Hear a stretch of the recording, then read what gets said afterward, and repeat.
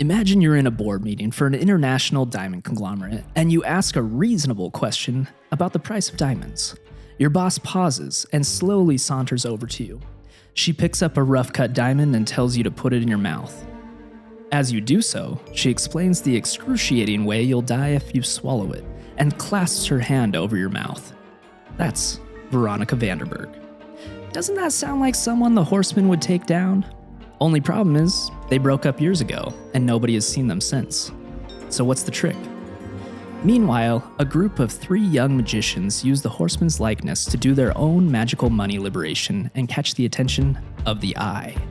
They send J. Daniel Atlas to recruit these well-intentioned rebels. The target?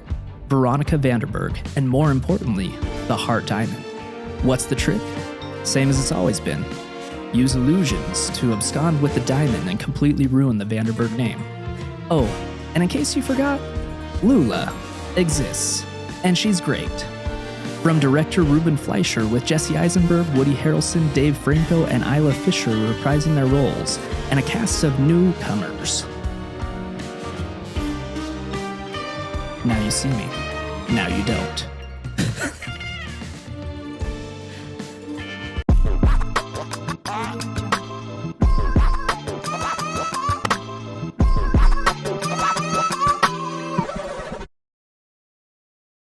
Welcome to the Burnt or Buttered podcast, where we discuss a movie that we saw each week. I'm Stetson. And I'm Toast. And this week we saw Now You See Me, Now You Don't. Now you do again. Now you do. Illusion, Stetson.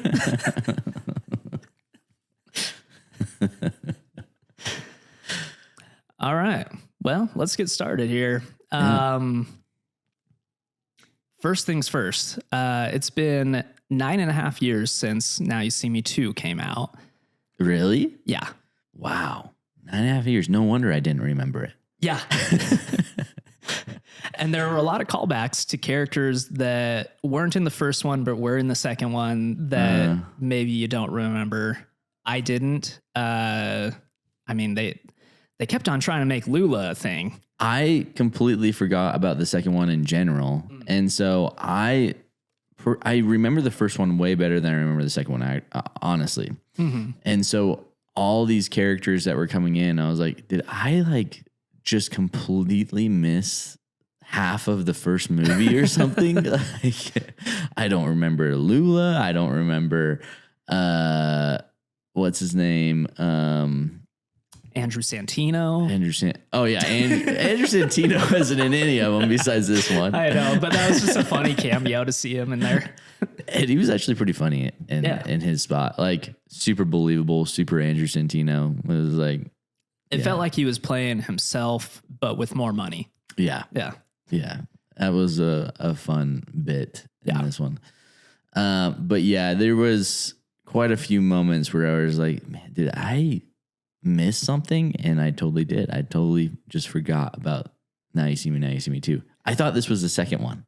Oh, okay. Yeah. Literally, when you messaged me and you're like, now you see me, or Now You See Me 2, I was like, we just watched Now You See Me 2. And then I looked it back up on IMDb. I was like, oh, there's a whole second movie. And I remember watching it because Daniel Radcliffe is in it. Oh, yeah. Yeah. And that's the whole point, is that he's in love with the Horsemen. Mm-hmm. But yeah, I just completely forgot about it. Yeah. I do think the first one is the least forgettable. Mm-hmm. The second one, I didn't remember a whole lot of the plot. And then the third one, I feel like a lot of the movie went out of my head the second I left the theater.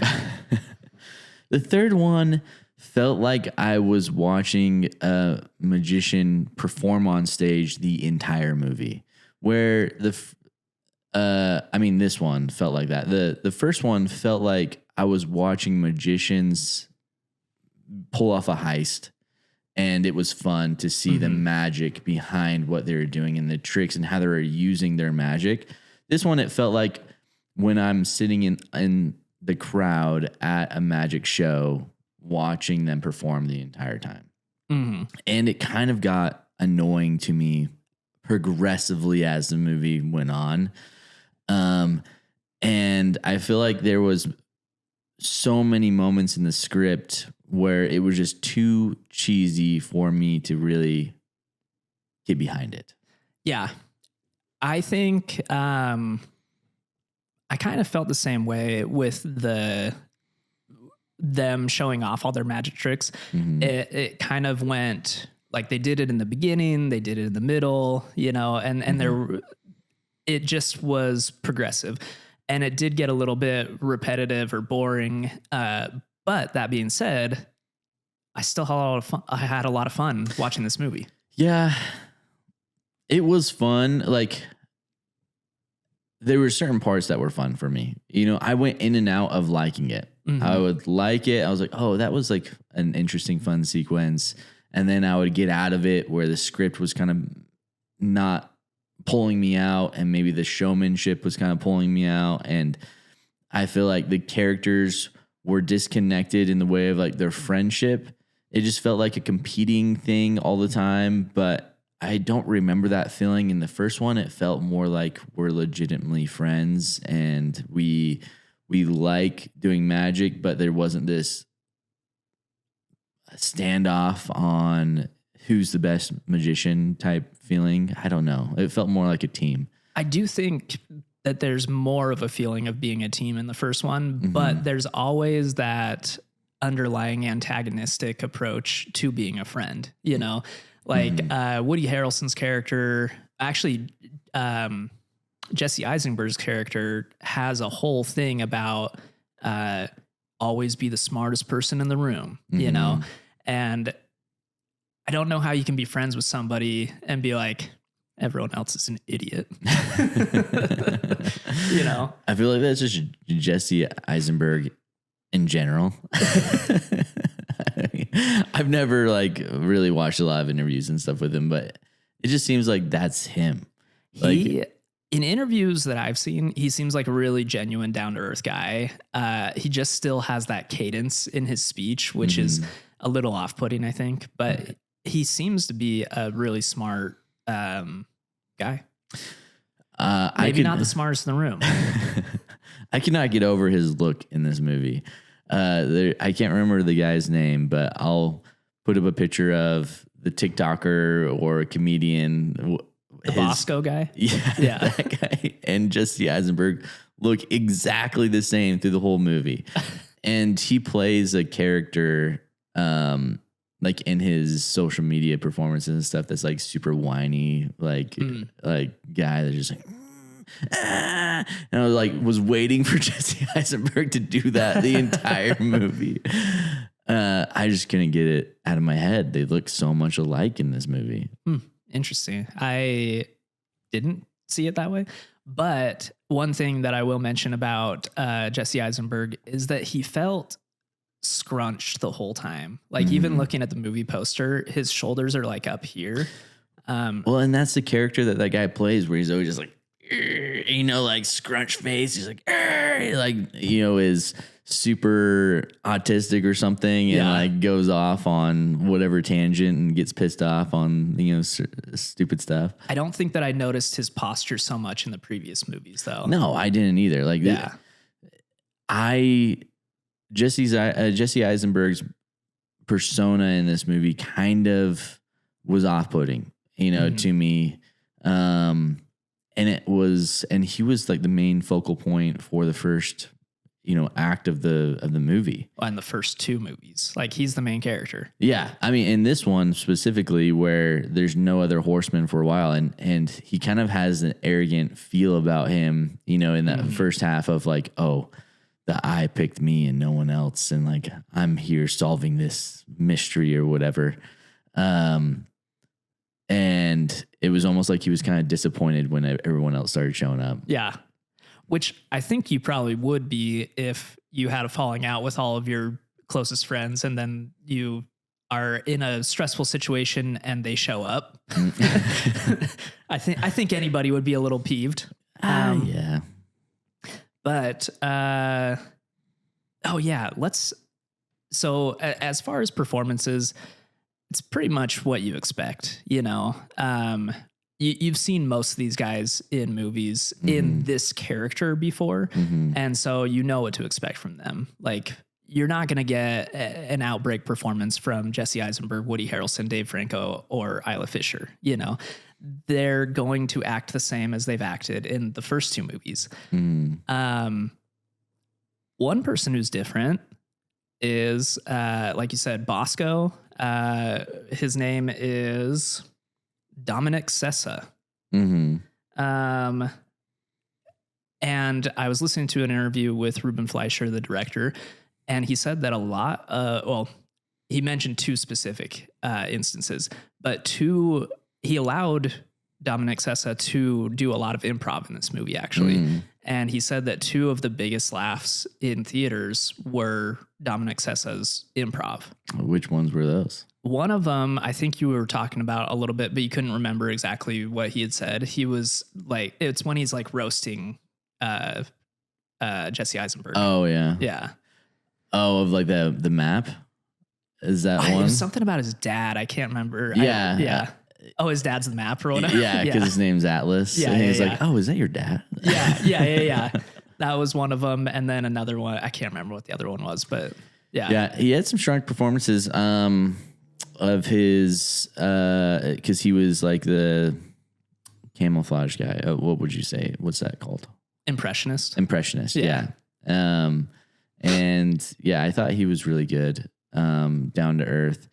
I don't really like that we're going to get another one.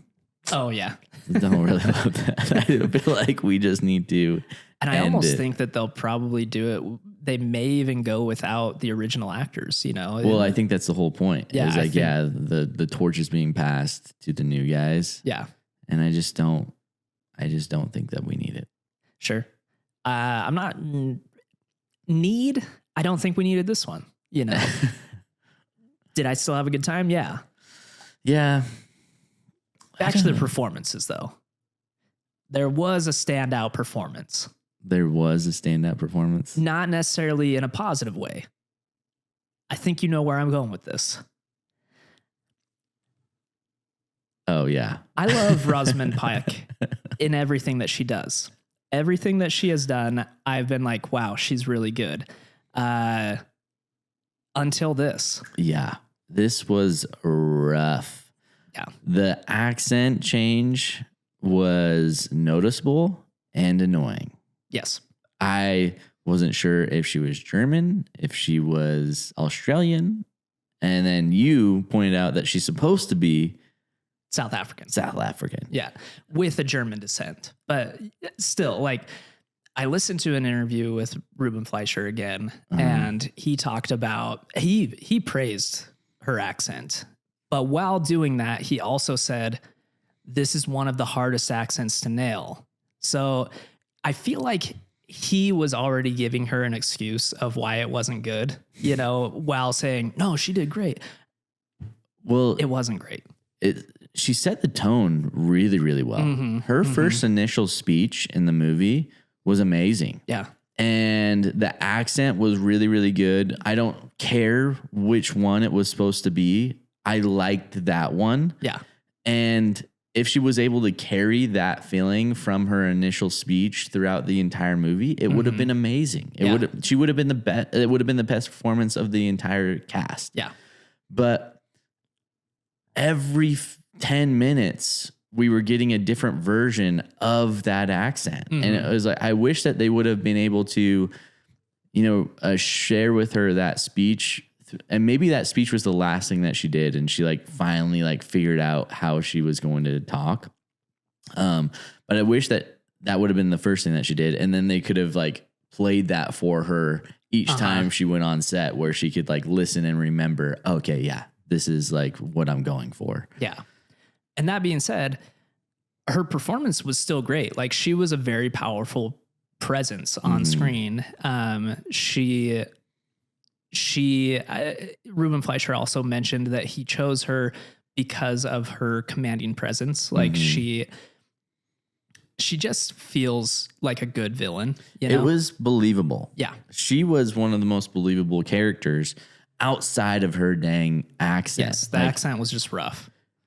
and that's what was frustrating is I was liking her script more than anyone else's. I was liking her performance more than anyone else's, but the accent was taking me out of it every single time outside of that initial speech and her being in the boardroom, like really commanding that room and changing the tone.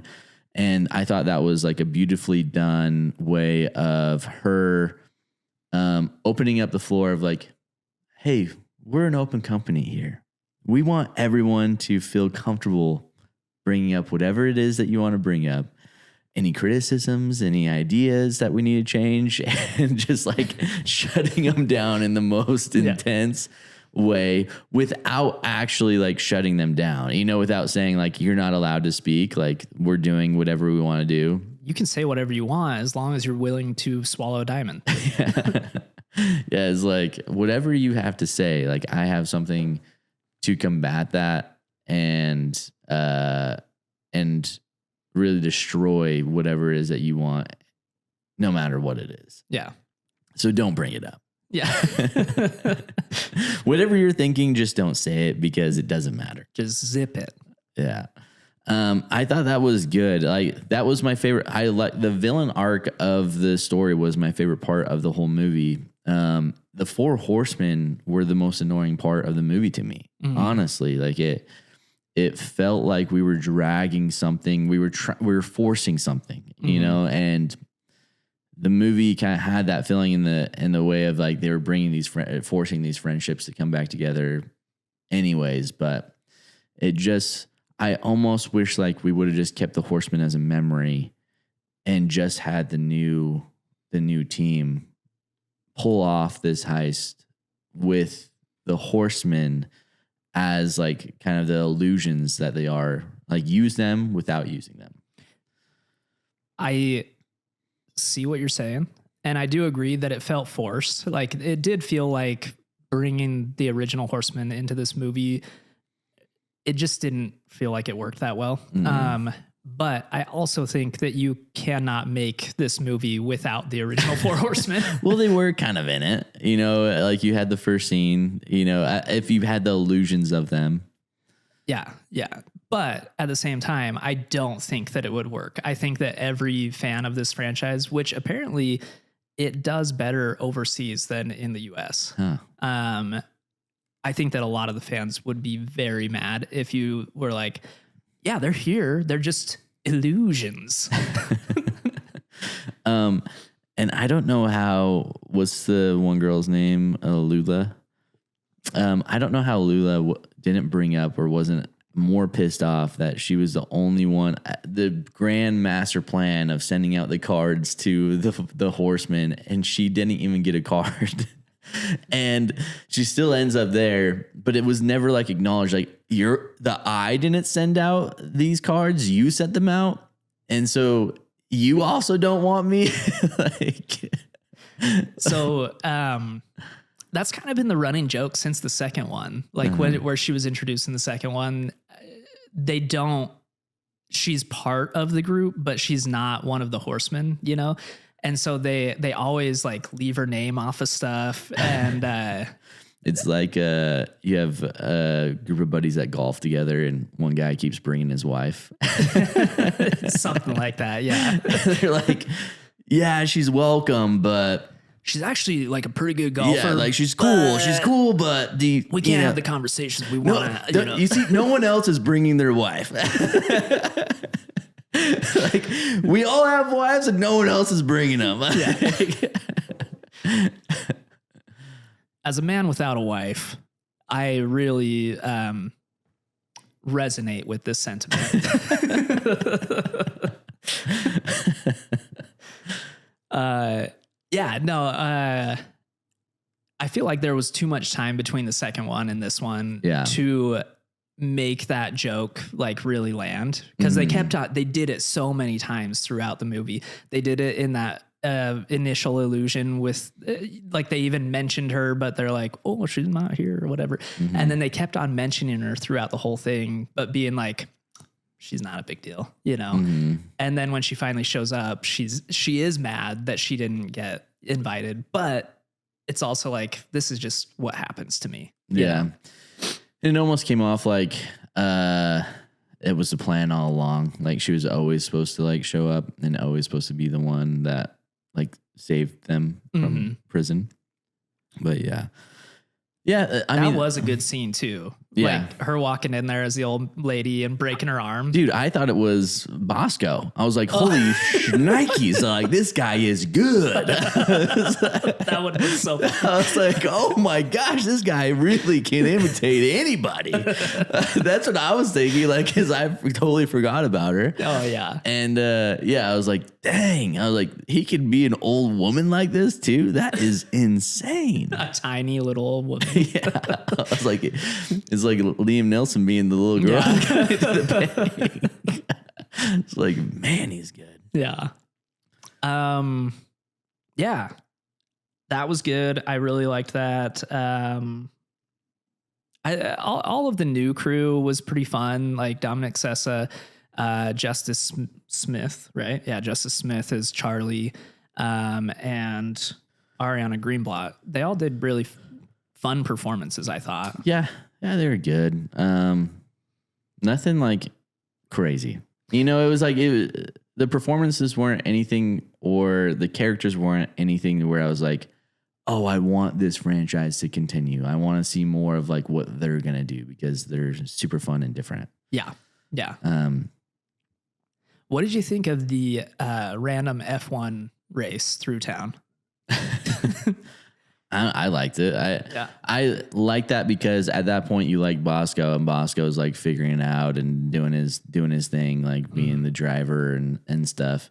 I mean, it kind of made sense that they needed a giant distraction, but F1's everywhere now. You just got to throw it in every movie, apparently. I think so. Yeah, I think that's the thing, especially in 2025. You got to have one actor playing two parts, or you've got to have F1. Brad Pitt comes out of the cockpit. So you got to attack the tail right here. It's not for attacking. That's for defense. Defense. But yeah, it was fun enough. I mean, I enjoyed. It was okay. You know, I found myself wandering during the movie. Sure. You know, and I feel like that's a telltale sign that something's missing. Yeah. Yeah. I'll say I had fun during it. Like I said before, I kind of immediately forgot the movie after leaving theater. When I was listening to interviews with Ruben Fleischer, it did bring me back into some of the moments that I liked from the movie, you know?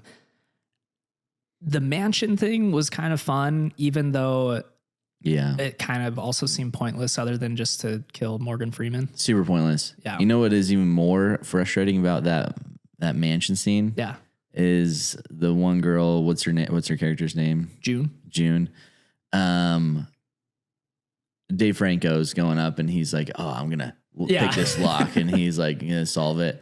She already knows how to open the door. She's not doing anything special. She was there to set up the trap. She was there to do everything. Like, she's like, oh, let me show you how smart I am. Yeah.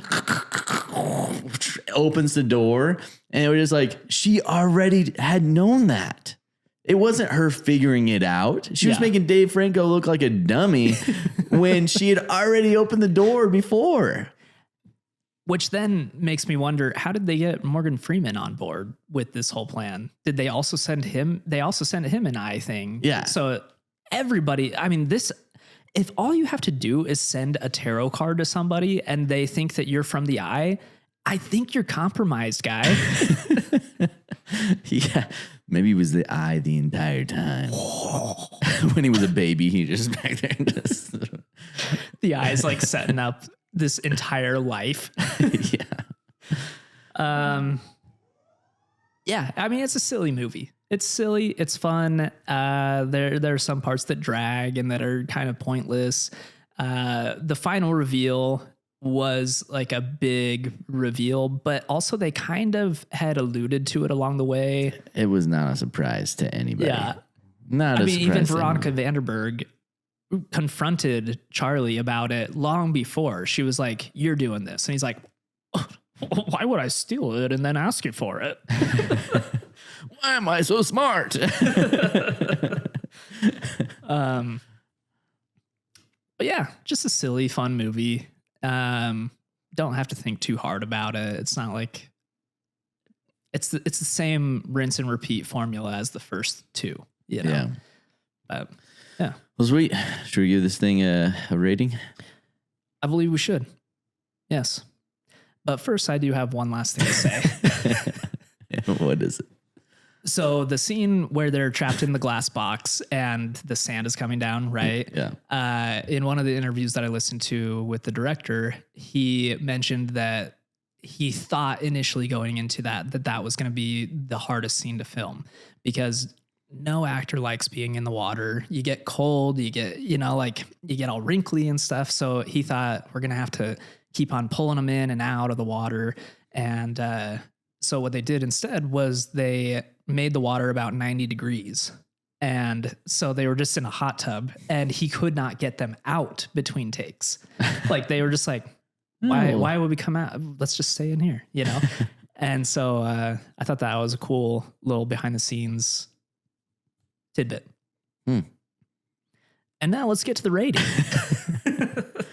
And would a diamond pierce a glass roof or plexiglass thing? Yes, but I don't think the way that they were doing it would work. Yeah, I'm not. I don't know. I'm not an engineer. And last time we said something like this, we got comments about a human being about 100,000 calories and a T-Rex needing about 100,000 calories per day. So maybe science wins. I don't know. Yeah. Who knows? Well, I am going to rate this thing I'm going to say, for me, it's a 2.87. Cool. Just good enough. Just good enough. Yeah. Yeah, I'm on a similar page. I think it's a 3, just because I don't do random weird numbers like you do. Yeah, you do. But anyways, I think it's a 3. It's watchable. You can have fun watching it. You don't have to analyze too much. And it's kind of one of those shut your brain off and have fun movies. Well, sweet. Yeah, if you guys saw Now You See Me, Now You Don't, let me know how it was. Be sure to comment and subscribe if this is your first time watching a movie or watching a podcast, our reviews. And you got to the very end, you'll probably like more of what we talk about. So if you got to the end, you are part of an exclusive club. I think there's probably 3 people who make it to the end here. So congratulations. And 2 of them are in the room. And even I don't do that sometimes. Yeah. So let us know what we should be reviewing next. If there's a movie that didn't come out in theaters that is on a streaming platform that you really want to hear our opinions about, let us know. But we won't listen to you.